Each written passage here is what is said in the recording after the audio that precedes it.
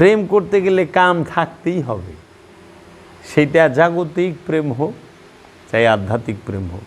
তোমার যদি মুর্শিদকে পাওয়ার অধিক আগ্রহ না থাকে, আকাঙ্ক্ষা না থাকে, নিজেকে চেনার আকাঙ্ক্ষা না থাকে, রবকে নিজের পরিচয়, রবের পরিচয় পাওয়ার আকাঙ্ক্ষা না থাকে, তো তোমার প্রেম জাগবো কই থেকে? এজন্য প্রেম আসার জন্য, জাগার জন্য কাম প্রয়োজন। আর যখন প্রেম জায়গা যায়, কাম সে গোপন হয়ে যায়। এই জন্য তাহলে পঞ্চরসে রসিক, এই পঞ্চরস যে পঞ্চরসে রসিক, তার মধ্যে প্রেম আছে, তার মধ্যে বিনয় আছে। হ্যাঁ, যে লোভের বিপরীত কি? আমরা লোভ করি না, লোভের বিপরীত শব্দ কি? লোভের বিপরীত শব্দটাই তো ত্যাগ, ত্যাগী, লোভী, ভোগী, ত্যাগী। পঞ্চরসের রসিক যিনি ওলিয়ে কামেল, তিনি ত্যাগী, তিনি বিনয়ী, তিনি প্রেমী, তিনি নিজেই প্রেম। হিংসার বিপরীত কি? মায়া, দয়া, ভালোবাসা। মানে পঞ্চরসের রসিক এইটা হলো এই দিকে, মানে হ্যাঁ লয়ে গেছে কোন দিকে? না রে বাপ, ওই সাধনা নাই তো, ওই জ্ঞান নাই তো। ওই যে রুহের 5 ভাগ, রুহে হাইওয়ানি, রুহে ইনসানি, রুহে নাবাতি, রুহে জামাতি, রুহে কুদসি। বাস কইবার লইছে, তাফসীর করতেছে, শিল্পীও করতেছে। কারণ হেরো দোষ না, হ্যাঁ হিসে হের বীরের গুরুর কাছ থেকে, হ্যাঁ জানে না। আবার মৌলবী সাহেবরা কী করতেছে? আল্লাহ সোয়াব নজর কোটি কোটি গুণ বাড়ায়া তাজেদারে মদিনায় মুহাম্মদ সাল্লাল্লাহু আলাইহি সাল্লামের রূহ মুবারকে পৌঁছায় দাও। নাউযুবিল্লাহি মিন যালিক। তাহলে বাউলরা করতেছে রুহের 5 ভাগ, মৌলবী সাহেব পীর সাহেবরা রুহে সোয়াব বাড়ায় দিতেছে। মানে বাউলও বুঝলো না, রুহ স্বয়ং আল্লাহ নিজে, রুহের কোনো ভাগ হয় না, রুহের প্রতিশব্দ নাই। রু নাজেল হয়, রু সৃষ্টি হয় না, রু নিক্ষেপ হয়, রু সৃষ্টি হয় না, রু কারো থেকে সৃষ্টি হয় না, রু স্বয়ং আল্লাহ। কোরআন, আবার কোরআনে এই যে বাবা সুন্দর কথা মনে, কোরআনে যেখানে আল্লাহ কইছে রুহ, ওইখানে শব্দ করে দিছে জিবরাইল। হ্যাঁ, আবার আল্লাহ কইছে যে আমি রূহ নিক্ষেপ করার সাথে সাথে সেজদা দিবা আদমকে। একটা নফসের উপরে যখন রূহ নিক্ষেপ হয়, রূহ প্রকাশ হয়, তখনই সে হয় আদম। আর এই আদম হইলেই তাকে সেজদার হুকুম।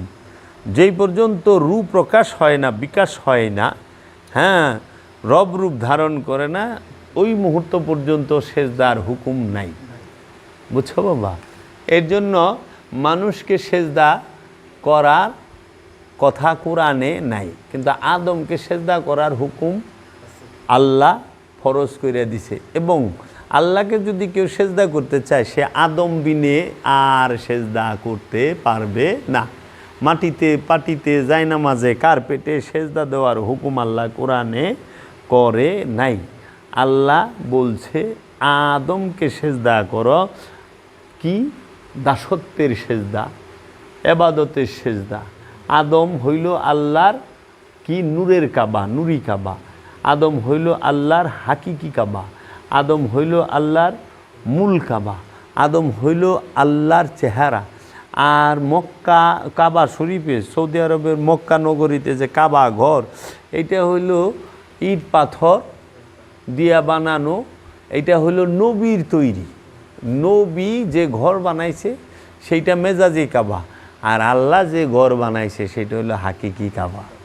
আল্লাহ যে ঘর বানাইছে ওই ঘরে আল্লাহ থাকে, আর নবী যে ঘরে বানাইছে ওই ঘরে নবীর স্মৃতি, নবীর নিশানি থাকে। হ্যাঁ, এখন কাবা ঘরের ভিতরে আল্লাহ থাকলে সব হাজিরা কাবা ঘরের ভিতরে আল্লাহ দেখতে পাইতো। কাবা ওই সৌদি আরবে মক্কা নগরে কাবা ঘরে আল্লাহ আছে সিফাত রূপে, জাত রূপে না, গুণাবলী রূপে আছে, জাত রূপে না। কারণ ওই কাবা ঘরের মধ্যে একটা দরজা আছে, কাবা ঘরের মধ্যে কতটি সিঁড়িও আছে, আবার দরজাটার একটা তালাও মেরে দিছে, তালা মারছে না। কাবার চাবি কথা তো কোরআনেই আছে, কাবার চাবি খাদেম সাহেবরা কুমড়ে রাখে, তাই না? তা আল্লাহর ঘর কি তালা দেওয়া যায় রে? কত আল্লাহর ঘরের দরজা আবার স্বর্ণের। তাইলে তুমি যখন মসজিদুল হেরেমকে সেজদা করতেছ, কও আল্লাহকে ছাড়া কাউরে সেজদা করেন যাব না, দেহ আমি তোমাকে দেখাই কতটি সেজদা পায়, কে কে পায়। দেহ কাবা ঘর আল্লাহর সেজদা পাইতেছে, সাথে সিঁড়িও পাইতেছে, ওইখানে স্বর্ণ আছে, দরজা, চৌকার দরজা, তালা দরজা, ওই স্বর্ণেও সেজদা পাইতেছে। ওইখানে কাবার একটা গিলাপ আছে কালো, এই কালো গিলাপটাও মখমলের হোক রেশমির হোক সেও পাইতেছে। আবার ওই গিলাপের মধ্যে যে লা ইলাহা ইল্লাল্লাহু মুহাম্মাদুর রাসূলুল্লাহ কিংবা যে কোরআনের আয়াতগুলো লেখা আছে ওগুলো স্বর্ণের, স্বর্ণ সেজদা পাইতেছে, তাই না বাবা? মাকাম ইব্রাহিম সে সেজদা পাইতেছে। আবার কাবা ঘরের সাথে সেট করে দিছে হাজরে আসওয়াদ, এই হাজরে আসওয়াদ জান্নাতি পাথর, এই পাথরেও সেজদা পাইতেছে, তাই না? আবার ওই হাজরে আসওয়াদের যে বান্দায় রাখছে ওইটা মনে হয় ব্রোঞ্জ, তামা দিয়া না পিতল, এই রূপা দিয়া একটা কলসির মুখের সুন্দর করে বান্দা না, সিলভার না কি দেওয়া, ওইটাও সেজদা পাইতেছে। ও বাবা, চিন্তা করছো একবার যে তুমি স্বর্ণরে সেজদা করতেছ কোনো ফতুয়া নাই, তুমি কাপড়ের সেজদা করতেছ কোনো ফতুয়া নাই, তুমি ওখানে রূপারে সেজদা করতেছ কোনো ফতুয়া নাই, পাথরকে সেজদা করতেছ কোনো ফতুয়া নাই, নবীর পায়ের চিহ্নরে সেজদা করতেছ কোনো ফতুয়া নাই, খালি একজন পীরের ওলি কামেলের পায়ে সেজদা দিলে ফতুয়ার একটা বট গাছ খাড়া করাই দাও। জি, নামাজের কাতারে আমাকে তো বড় বড় মসজিদ অনেক কীরকম, অনেক দিন ধরে তো যাই আহি না। ও মনে করে যে জুতাটা আগে সিদ্ধা করার লাগে, আমরা ইমন নামাজি বলছে, আমার নিরিখ বর্জক নামাজের সময় জুতার দিকে থাকি, চুরে লয়ে যায় জুতা। আল্লাহর ঘর থেকে তো অন্তরি চুরি খেতাই পারলাম না, শয়তান খেতা মুকুর থেকে চুর খেতাই পারছি। একটা বাক্স জুতাটা সামনে থেকে তারপর সে পিছে তুলে লয়ে জায়গা, এর লেগে জুতা সামনে, নিরিকে জুতা, বর্জকে জুতা, তাসাব্বুরে জুতা, আল্লাহ জুতাটা নিয়ে গেল। সিসি ক্যামেরা লাগাইছে মসজিদে, সিসি ক্যামেরা সুদ্ধে লেগে গেছে গা, চুর ধরবার লেগে ক্যামেরা লাগাইছে, ক্যামেরাই চুরি করে লেগে গেছে। খবর বাবা, তাহলে তাহলে আমাদের উচিত কি, আগে যে জুতা চুরি করে তার ঘরের খোঁজ লওয়া, আগে জুতা চুরি খেয়ে দাও। কারণ পায়ের একখান জুতার টেনশন যদি আল্লাহর সেজদার সময় আয়া পড়ে, রুকুর সময় আয়া পড়ে, নামাজের সময়, এটা দুর্ভাগ্যের কথা না? আমি নিজেই মানে আমার মনে হয় শেষ জুমা এরকমই কিছু, আমি অ্যাপেক্সের থেকে একটা জুতা কিনছিলাম, বিদেশ থেকে আইছি। হ্যাঁ বাবা, নতুন জুতাটা পিন্দা জুমার নামাজটা পড়বার গেছি, সবাই শেষ দেয়, আমিও গেছি একদম শেষেই, কেউ রে বাইরে দেখলাম না। ঠাস করে আমার জুতাটা বাইরে দেখি, মানে খালি ঘোরাইছি বাইরেছি, জুতা নেই, 4 জনের জুতা নেই, 4 জনের জুতা। আমারটা ছিল মনে হয় 2900 টাকা না 2700 টাকা, একজনেরটা যে নিছে না একটা 4800 টাকা। আমার কেন ধনী মানুষের জুতা, এলাকায় বেড়াইছিল, একই সেজদা দিচ্ছে। তাহলে ওই জুতা সুর মসজিদে নামাজেরও তো অবস্থায়, সেজদারও তো অবস্থায় ছিল, আমরা আল্লাহর সেজদা দিচ্ছি, ও জুতা লেয়ে ভাগছে। ফেরেশতারা কি করলো? এই যে বিষয়গুলো, তাহলে আগে আমি দেখি যে আমাকে কি বুঝাইতে চাচ্ছে। কাবা ঘরের চাবি কুমড়ে রাখাতে ফজিলত নাই, কাবার হাজি গো পানি পান করা তো ফজিলত নাই, এটা কোরআনে আল্লাহ কয়ে দিছে। আমাকে সবচেয়ে দুর্ভাগ্য কি জানেন? আমরা কোরআনের শুরু থেকে শেষ পর্যন্ত বাংলা অর্থটা মন দিয়ে পড়ি নাই, এটা হলো আমাকে দুর্ভাগ্য। এবং পড়লেও আমরা বুঝতে পারি না, কারণ আল্লাহ কোরআনে বলে দিছে, এই কোরআনের কিছু আয়াত মুহকাম আর অধিকাংশ আয়াত মুতাশাবে। মানুষ মুতাশাবে আয়াতগুলো নিয়েই তর্কে লিপ্ত থাকে, মুহকামের দিকে মানুষ নজর দিতে চায় না। এর জন্য কোরআন হচ্ছে অনেক বড় একটা কাব্যগ্রন্থ। এইখানে আদ সামুদ জাতির ঘটনা আছে, এখানে জুলকারনাইনের ঘটনা আছে, এখানে কাহাববাসীর ঘটনা আছে, এইখানে তোমার খিজির মুসার ঘটনা আছে, এখানে বানি ইসরাইলের ঘটনা আছে, এখানে কওমে লুতের ঘটনা আছে, নূহের ঘটনা আছে, এখানে তোমার সুলাইমান রানী বিলকিসের ঘটনা আছে, দাউদ ইবনে সুলাইমানের ঘটনা আছে, এখানে জিনদের ঘটনা আছে, জালিমদের ঘটনা আছে। এর ভিতরে আত্মপরিচয় লাভের জন্য যে যে রুটগার্ড প্রয়োজন সেই সম্পর্কে আয়াতগুলো আল্লাহ রাইখা দিছে ভিতরে, এক এক জায়গায় ছড়ানো ছিটানোভাবে, একত্রে নাই, গুচ্ছ ধরা নাই, সিরিয়ালভাবে না। এই গুচ্ছ একত্রে এইটারে পুরা গবেষণা করে ওইটারে সাইকা আনা হইল তোমার কর্ম। এর জন্য বলছে এই কোরআন হচ্ছে জ্ঞানীর জন্য নিদর্শন। জ্ঞানীরা ছাড়া এই কোরআন কেউ বুঝে না। এবং আল্লাহকে একমাত্র ভয় করে আলেমগণ। এই আলেম বলতে যারা আরবি জানে হেরা না, এই আলেম মানে যারা আল্লাহকে জানছে, চিনছে, দেখছে, নিজেরে চিনে, সেই আলেমরা, বুঝছো? অনে আরবি জানা আলেম তো দেখি যে ইয়া ভালোও ধরা খায়, বলৎকারও করে, দেখি না, বিভিন্ন কেলেঙ্কারিতে জড়ায় যায়। এই যে বিষয়গুলো, এইগুলো দেখতে হবে, শুনতে হবে। এখন এই যে কোরআনের অনুবাদটাকে তো কালকে তো ওই যে আমার এখানে একটা পোলা আছে মাদ্রাসা ঘর ঘর ঘর ঘর করে পড়ে দেবে বলেছে, তাই আমি বললাম বাংলাটা বাবা পারি না তো। ওই যে হাফেজ কি সুন্দর করে ডাবায়া ডুবায়া কলকলা কয়, এনথে কলকলা উচ্চারণ করে, হ্যাঁ সে ঠিক মতো করে সব, কিন্তু অর্থ জানে না কোনটার পরে কোনটা, কোনটারে।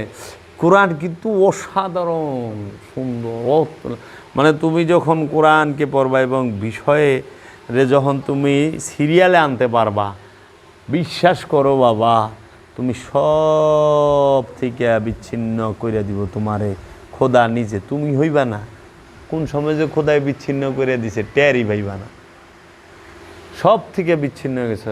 এটা চালায় দেওয়া হনে সব কিছুতে বিচ্ছিন্ন হয়ে যাবে। এর জন্য কোরআনটাকে পড়তে হইলে, জানতে হইলে, বুঝতে হইলে আগে কোরআনের কাছে, জিন্দা কোরআনের কাছে মুড়ি দিতে হবে। জিন্দা কোরআন যখন ওই কাগজ কালির যে বাইন্ডিং করা কোরআন বুঝাইব তখন মজা হইবে। এর আগে তুমি মজা পাবা না, খালি আইবা আর যাইবা, হাওয়া ঘুরবা। কোরআন মুখস্থ করলে মজা পাওয়া যায় না, মজা হইল কোরআনকে নিজের মধ্যে ধারণ করতে পারলে মজা। এজন্য আমার তো অভাবই শেষ হয় না, নাহলে নামাজির জুতা চুরি হয়ে যায়। ইমন দেশ ওরসে গেছ জুতা চুরি করে লেগেছে। শাহ আলী বাবার এনে যামু, শাহপরান বাবার এনে যামু, শাহজালাল বাবার এনে যামু, জুতা লে চিন্তা করুম গে।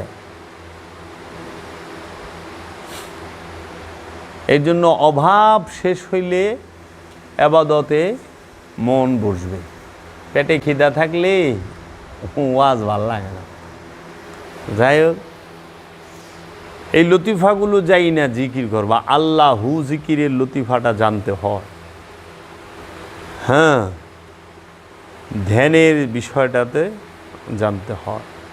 এর জন্য জিকির আবার বিভিন্নভাবে করা যায়। এগুলো গুরুর কাছ থেকে জানবা, গুরুই কুমারে কয়ে দেব, তোমার জিগা লাগবো না, জিগায় তারে বিরক্ত করো। কারণ তার ভাব যখন আইব সে এমনি তো বড় রাখবো, তুই নিয়ে পারবি কিনা হেডে দে। এর লেগা সংযোগ যোগাযোগ রাখো গুরুর সাথে, যে যে গুরুর মুরিদ কোনো অসুবিধা নাই, তার সাথে যেন সংযোগ যোগাযোগ থাকে। আর তোমাকে দোহাই লাগে আমার মুরিদ যারা, এই স্বপ্নের পেশালটা কম পারবা। এই স্বপ্ন এটা বড় মারাত্মক জিনিস। স্বপ্নে এই দেখছেন, স্বপ্নে এই দেখছেন। একজনে সেদিনকে কইতে জানিয়েছে হ্যাঁ আল্লাহরে দেখছে, রসুলরে দেখছে, তাই আমাকে আমার কাছে ঘাস কাটবার লিয়ে আইছে, পরশু দিন আইছে। কথা তো কইতেছে না, মুখটা চুপ। আমার তো বুঝস না, এক একবার ওরা তো মনে করছে আমার এই রূপটাই বুঝি আমার কতটি খাইটাতে যে বাইরে এই দিত বেশি তকদির বালা। কয় আমি আল্লাহরে স্বপ্নে দেখলাম, তারপরে নবীরে দেখছে, এখন আমি মুড়ি ধরতে চাই। তাহলে আমি কইছি আপনার কাছে আমি মুড়ি দেব, আপনি আমার কাছে মুড়ি দেবেন কে রে? হ্যাঁ বললেন কি আপনি? আমি অন্তরে আল্লাহরে দেখি নেই, আল্লাহ দেখেন লোক আমার কাছে মুড়ি দেবে রে, সেটা তো কথা হইল। অনেক এরকম আছে। এই যে স্বপ্ন দেখবা মৌলবীরা এলো স্বপ্ন, এই স্বপ্ন লইয়া হ্যাগো কারবার সব। আমি স্বপ্নে দেখেছি হাসরের মাঠে লঞ্চ লইয়া যাইতে আছে হুজুরে। হাসরের মাঠে লঞ্চ দিয়ে দেবো গা, শুনছ কথা? আদা উপরে সূর্য থাকবো, মাথার হাসরের মাঠে কয় না? তো যে মাথার উপরে আদাত উপরে সূর্য থাকবে, হে মাছে হেনে লঞ্চ লয়ে দেবো কেমনি? হয় মিয়া, পানি তুমি আগুন হয়ে থাকবো, মস্তক গুলবো, পানি পানি করবা। এটা হাদিস তো। তাহলে এই স্বপ্নের পেশালটা তোরা পারিস না বাবা, তোরা বাস্তবের পেশাল পারিস। আচ্ছা, স্বপ্নে আগুন ধরলে পুড়ে না, কিন্তু বাস্তবে ধরলে কিন্তু থাকে না রে। মৌলা মৌলা লাখ পুকারে মৌলা হাত নাই। আমার কাছে এক মুড়ি দিয়েছিল, হ্যাঁ ডাইন দুধ খালি ভাল পারে, রু জাগ্রত হয়ে গেছে খালি ডাইন, ওই যে ডাইন দুধের এখানে কইছে রু, ডাইন দুধ বলে খালি ভাল পারে।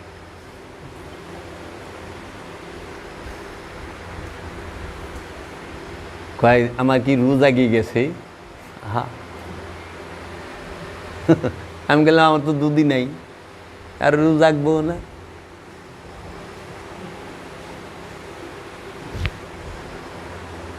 এটা হলো রূপকথা। বেড়া মেশে দুধ আছে, তোকে দুধ আছে নাই তো? হ্যার ফাল পারে, হ্যাঁ নরে সরে হইতে পারে, এই ঠিকই। ওরা রুরে কি মনে করে, কি কইবেন? স্বপ্নে দেখেছেন এই স্বপ্ন, আমার স্বপ্নের কথা কইলে আমার জানি কি মন লাগে, মনটা কয়। হ্যাঁ সেদিন কয়াইছে আমার, আমি এটা স্বপ্নে দেখছি, তোর আল্লাহ দোহাই লাগে, তুই স্বপ্নের কথা আমারে কইছে। কিন্তু মৌলবী সাহেব গোগা হেরা তাবির বাতাইব, আমি স্বপ্নের তাবির জানি না তো। না मैं किसी की आँख का नूर हूँ, ना किसी का दिल का करार हूँ, मैं एक मुश्त खुबार हूँ, मेरा ऐसा कोई भी नहीं जो मुझे गले लगा कर रोए। ओ मेरे हम नफस, ओ मेरे हम नवा, मुझे दोस्त बनकर दगा न दे। दुश्मनी जम कर करो लेकिन गुंजाइश रहे, जब हम तुम एक हो जाए तो शर्मिंदा ना हो। ता আমার স্বপ্নের তাবির স্বপ্নের ব্যাখ্যা দেওয়ার মতো কেউ নাই তো। আমি স্বপ্নের তাবির জানি না, কারণ সপনা ও কবি নেই হতে আপনা। স্বপ্ন কখনো আপন হয় না। নবীর স্বপন ওইটা সত্য। নবী স্বপ্নে দেখাই পোলারে কুরবানি করবার লেগে মিনাই লয়ে গেছে, আর তো কানের গুড়ে ঠেলেও গেলেও তো তোরা করতে বেরিয়ে বেরোছিস না, বুঝছস তো ভরটা গই।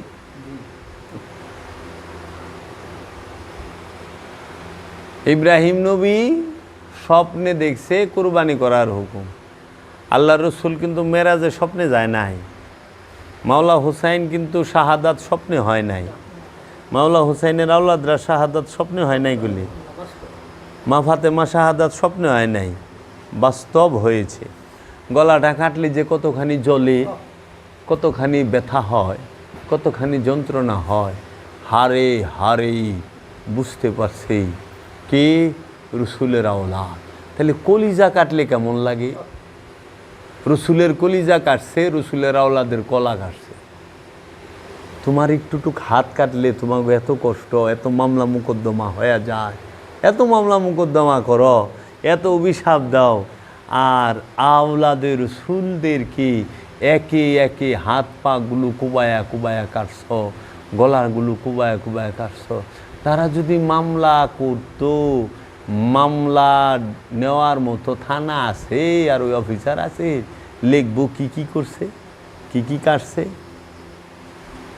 মরে যাব তো অজ্ঞান হয়ে, ফির এমনিই মরে হার্ট অ্যাটাক করে। হ্যাঁ হ্যাঁ কী কর এইভাবে? আরে মিয়া একটু পাও কাটলে কত ইনায় বিনায় কও, একটু হাত কাটলে, আর এই দেহটার থেকে কল্লাটা কাইটা বল্লমের মধ্যে বিন্দায়া উষা করে রাখছে। আহা, মাওলা হুসাইনের মাথা মুবারক বল্লমে বিন্দায়া উষা করে রাখছে। 12 জন ইমামের মাথা মুবারক বল্লমে বিন্দায়া উষা করে রাখছে। কাফেলা যাইতেছে, হায় হায় হায় হায়। মাওলা আব্বাস আলমদার মাওলা হুসাইনের ভাইয়ের এই হাতটা খুব দেখাইটা ভালাই দিছে, এই হাতটা খুব দেখাইটা ভালাই দিছে, এই পাটা খুব দেখাইটা ভালাই দিছে, এই পাটা ভালাই, এই নাকের থেকে খুব দে ঠোঁট কিনা কাইটা ভালাই দিছে, টুকরা টুকরা করে হালাইছে। এটা কি যন্ত্রণা নাই রে বাপ? ব্যথা নাই? তারা কি কাঁদে নাই, চিৎকার করে নাই? তো যারা ছিল তাদের কি একটু মায়া লাগে নাই? লাগে না। হেগো পিছে খারায় কি নামাজ পড়ুম? আর হেগো যারা রাদিয়াল্লাহু তাআলা আনহু কয় তাগো পিছে খারায় নামাজ পড়ুম, হেগো যারা ভালোবাসে তাগো পিছে নামাজ পড়ুম। আর মিয়া কি কও তোমরা? হাসতে হাসতে আগুনের মধ্যে নাইমা যাম, তাও তো অগো পিছে নামাজ পড়ুম না, না সম্ভব না। কারণ